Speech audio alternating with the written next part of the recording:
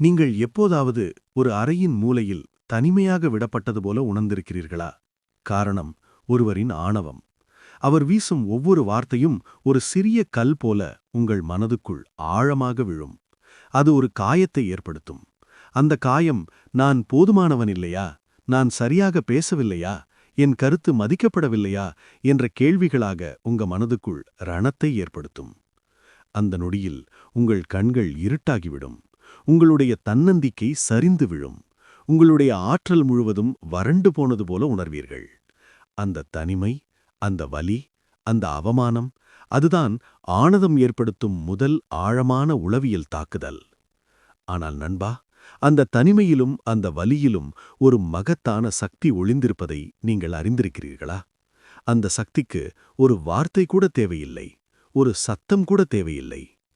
ஆம், நீங்கள் மௌனமாக இருக்கும்போது நீங்கள் பலவீனமாக இல்லை. நீங்கள் அந்த வலியை ஏற்றுக்கொண்ட ஒரு பலியான ஆடு இல்லை. மாறாக, நீங்கள் ஒரு இடிதாங்கியைப் போல அந்த ஆணவத்தின் அத்தனை தாக்குதல்களையும் உங்கள் ஆழ்ந்த அமைதியால் உள்வாங்கிக் கொள்கிறீர்கள். உங்களுடைய மௌனம் அந்த ஆணவமான நபரின் ஆட்டத்திற்கான அரங்கம் இல்லை. அது உங்களுடைய மன வலிமைக்கான ஒரு கோட்டை. அது எப்படி தெரியுமா? உங்கள் மௌனம் அந்த ஆணவக்காரரின் மிக ஆழமான பயத்தை, அதாவது நான் மதிக்கப்படவில்லையா என்ற பயத்தை, அவரிடமே திருப்பி அனுப்பும். அந்த நொடியில் நீங்கள் பேச வேண்டியதில்லை. உங்களுடைய மன வலிமையும் அமைதியுமே ஆயிரம் வார்த்தைகளை விட சத்தமாக பேசும். நண்பா, இந்த மௌன யுக்தி என்பது ஒரு பலவீனம் அல்ல. அது உங்களுடைய தனிமையை, பலவீனத்தை, அவமானத்தை மனபலமாக மாற்றும் ஒரு மகத்தான உளவியல் போர். இந்த உலகை மாற்றியமைத்த சாணக்கியரின் சிந்தனையிலிருந்து இந்த மௌனத்தின் மகத்தான சக்தியை பற்றித்தான் பேசப்போகிறோம். ஆணவம் என்றால் என்ன? 1.1 ஆணவத்தின் பல்வேறு முகங்கள். நண்பா, இந்த உலகத்துல பலவிதமான மனிதர்களை நாம் சந்திக்கிறோம்.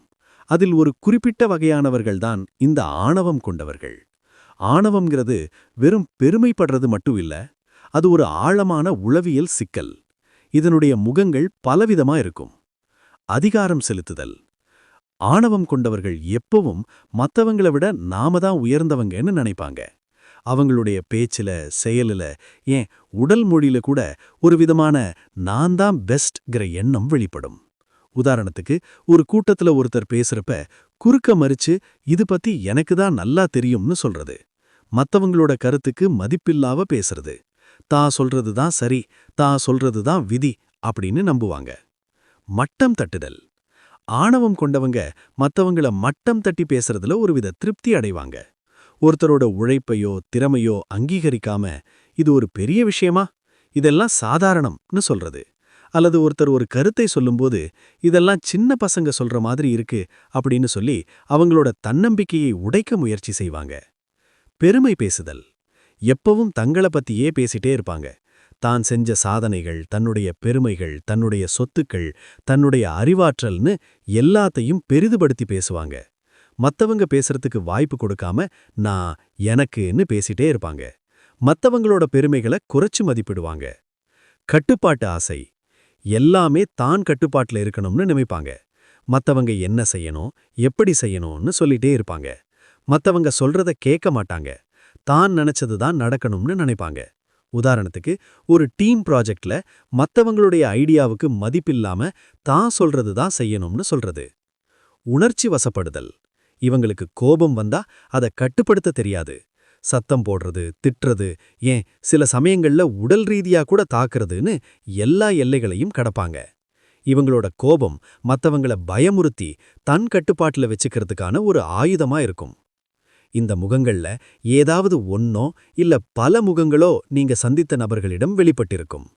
இந்த ஆணவம்ங்கிறது தனி மனிதனோட வளர்ச்சிக்கும் சமுதாயத்தோட அமைதிக்கும் பெரிய தடை. 1.2 ஆணவம் எங்கிருந்து வருகிறது? நண்பா, யாரும் பிறக்கும்போதே ஆணவமா பிறக்கிறதில்ல. ஆணவம்ங்கிறது ஒருவரது வாழ்க்கை பயணத்துல அனுபவங்கள், வளர்ப்பு முறை, சமூக சூழல்னு பல காரணங்களால உருவாகுது. இது வெறும் அகங்காரம் மட்டும் இல்ல, ஒரு ஆழமான உளவியல் சிக்கல் இதுக்குள்ள இருக்கு. தாழ்வு மனப்பான்மை தேணம். இது கொஞ்சம் விசித்திரமா இருக்கலாம். ஆனா பெரும்பாலான ஆணவக்காரங்களுக்குள்ள ஒரு ஆழமான தாழ்வு மனப்பான்மை இருக்கும். தன்னை ஒரு பாதுகாப்பற்றவரா, பலவீனமானவரா உணர்வாங்க. இந்த தாழ்வு மனப்பான்மையை மறைக்கிறதுக்காக தான் வெளியில ஒரு பலமான, ஆணவமான முகத்தை காட்டுவாங்க. மத்தவங்கள மட்டம் தட்டுறது மூலமா தன்னோட மதிப்பை உயர்த்திக்க முயற்சி செய்வாங்க. பாதுகாப்பற்ற உணர்வு. தங்களோட திறமை, அறிவு, நிலைப்பாடுன்னு எல்லாத்துலயும் ஒருவித பாதுகாப்பற்ற உணர்வு இருக்கும். இந்த பாதுகாப்பற்ற உணர்வை மறைக்கிறதுக்காக மத்தவங்கள கட்டுப்படுத்த முயற்சி செய்வாங்க. மத்தவங்க கிட்ட இருந்து அங்கீகாரத்தையும் மதிப்பையும் எதிர்பார்த்து அது கிடைக்காதப்ப ஆணவமா நடந்துக்குவாங்க. கட்டுப்பாட்டின் தேவை. தான் நினைச்சதுதான் நடக்கணும், எல்லாமே தான் கட்டுப்பாட்டுல இருக்கணும்னு ஒரு ஆழமான ஆசை இருக்கும். இந்த கட்டுப்பாட்டு ஆசை கிடைக்காதப்ப கோபமா, ஆணவமா நடந்துக்குவாங்க. தான் பலமானவன் என்பதை நிரூபிக்க முயற்சி செய்வாங்க. கடந்த கால அனுபவங்கள். சின்ன வயசுல புறக்கணிக்கப்பட்டது, கேலி செய்யப்பட்டது அல்லது அதிகப்படியான பாராட்டு, செல்லம் கொடுத்ததுன்னு பல கடந்த கால அனுபவங்கள் ஆணவத்துக்கு காரணமா இருக்கலாம். உதாரணத்துக்கு, சின்ன வயசுல ஒருத்தர் ரொம்ப கஷ்டப்பட்டு அவரோட வெற்றிக்கப்புறம் தான் யாருன்னு காட்டுறதுக்காக ஆணவமா நடந்துக்கலாம். சமூக அங்கீகாரத்திற்கான தேடல். சமூகத்துல ஒரு அங்கீகாரத்தையும் மதிப்பையும் அடையணும்னு நினைச்சு அதுக்காக ஒரு பலமான, ஆணவமான முகத்தை உருவாக்குவாங்க. மத்தவங்க தன்னை மதிக்கணும், தன்னை புகழணும்னு நினைப்பாங்க. அது கிடைக்காதப்ப ஆணவமா நடந்துக்குவாங்க. அறிவு இல்லாமை. ஒருத்தருக்கு தன்னை பத்தி ஒரு தெளிவான புரிதல் இல்லாம இருக்கலாம். தான் எப்படி மத்தவங்க கிட்ட நடந்துக்கிறோம், தன்னுடைய செயல் மத்தவங்களை எப்படி பாதிக்குதுன்னு தெரியாம இருக்கலாம். இந்த அறியாமை கூட ஆணவத்துக்கு ஒரு காரணமா இருக்கலாம். 1.3 ஆணவத்தை அணுகும் ஆபத்துகள்.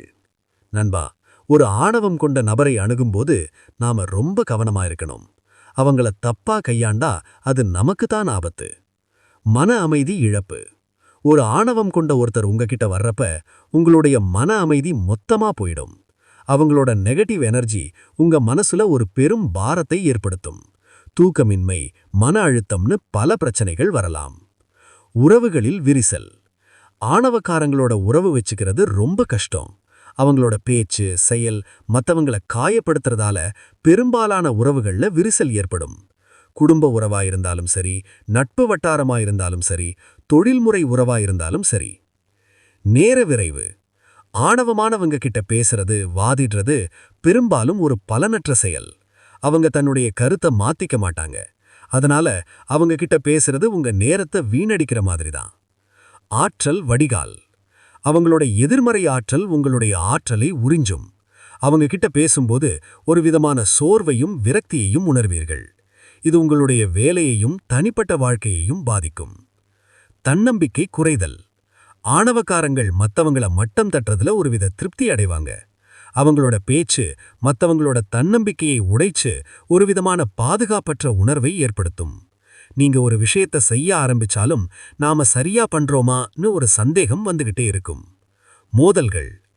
ஆணவமான நபர்களோட பேசுறப்ப பெரும்பாலான நேரம் சண்டையில தான் முடியும். அவங்க தன்னுடைய கருத்தை மாத்திக்க மாட்டாங்க. மத்தவங்க கருத்துக்கு மதிப்பில்லாம பேசுவாங்க. இதனால தேவையில்லாத மோதல்கள் உருவாகும். ஆகவே ஆணவமான ஒரு நபரை அணுகும்போது நாம ரொம்ப கவனமா இருக்கணும். அவங்கள தப்பா கையாண்டா அது நமக்குத்தான் ஆபத்து.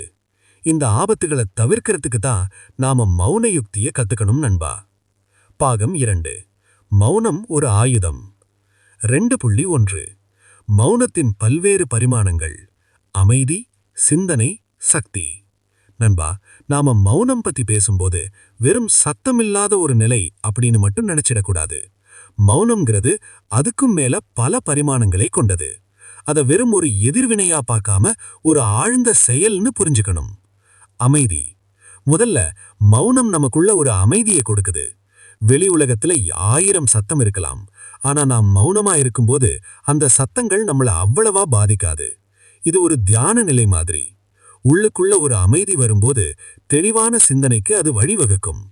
கோபம், ஆத்திரம், பயம் போன்ற எதிர்மறை உணர்வுகள் குறைந்து ஒரு சமநிலை அடைந்த மனநிலையை அடைய உதவும். இது உங்களை ஒரு இடிதாங்கியைப் போல ஆணவத்தின் அத்தனை தாக்குதல்களையும் உள்வாங்கிக் கொள்ளும் மனநிலைக்கு தயார்படுத்துகிறது. சிந்தனை. மௌனமா இருக்கும்போதுதான் நம்ம மனசு தெளிவா சிந்திக்க ஆரம்பிக்குது. ஒருத்தர் கோபமா ஏதாவது பேசும்போது நாமளும் அதே வேகத்துல பதில் பேச முயற்சி செய்தால் பெரும்பாலும் வார்த்தைகள் தடுமாறும் அல்லது தவறான முடிவுகளை எடுப்போம். ஆனா அந்த நேரத்துல மௌனம் சாதிச்சு ஒரு சின்ன இடைவெளி விட்டோம்னா நம்ம மனசு அந்த சூழ்நிலையை அலசி ஆராயும். என்ன பேசணும், எப்படி பதில் சொல்லணும், இல்ல பேசாம இருக்கணுமா அப்படின்னு பல கோணங்கள்ல யோசிக்கிறதுக்கு மௌனம் நமக்கு வாய்ப்பு கொடுக்குது. இது ஒரு தற்காப்பு மட்டுமல்ல, ஒரு திட்டமிடலுக்கான நேரமும் கூட. சக்தி, இதுதான் ரொம்ப முக்கியமான அம்சம் நண்பா. மௌனம்ங்கிறது ஒரு பெரும் சக்தி. ஒருத்தர் பேசிக்கிட்டே இருக்கும்போது அவருக்கு ஒரு விதமான பவர் இருக்குன்னு நினைக்கிறோம். ஆனா சில நேரங்கள்ல ஒருத்தர் மௌனமா இருக்கும்போது தான் அவருக்கான பவர் பல மடங்கு அதிகமாகுது. எப்படின்னு கேக்குறீங்களா? கட்டுப்பாடு. மௌனம் என்பது நம்மளுடைய உணர்வுகளின் மீது நமக்கு இருக்கும் கட்டுப்பாட்டை காட்டுது. ஒருத்தர் நம்மள தூண்டி விடும்போது நாம அமைதியா இருக்கும்போது இவரை கட்டுப்படுத்த முடியலையேன்னு எதிர்த்தரப்புக்கு ஒரு எண்ணம் வரும். இந்த